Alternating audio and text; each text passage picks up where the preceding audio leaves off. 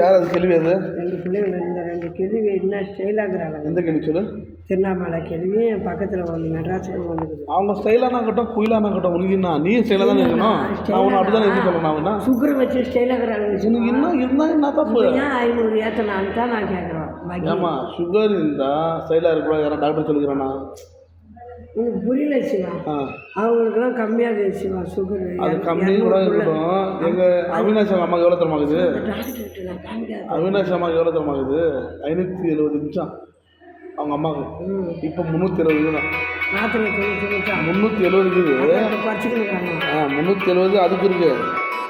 உனக்கு வந்து 117 தாங்க. 117 இருக்குது, 370 இருக்குது. அப்போ என்ன பண்ணலாம்? டாக்டர்கிட்ட போய் காட்டலாம் சொன்னா.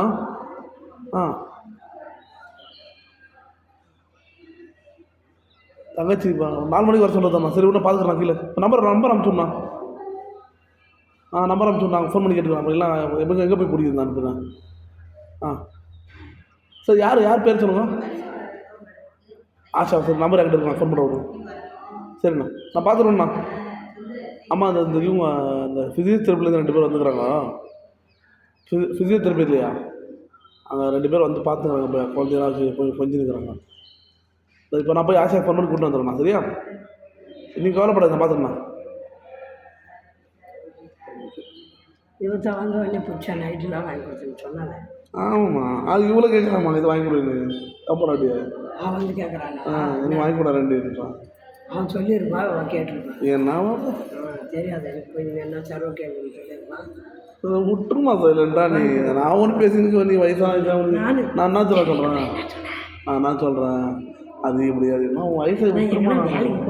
நீ துபாய்க்கு போகிறேன். என்ன ஆச்சு? துபாய்க்கு போனால் 2 லட்சம் சேலரி வரும்.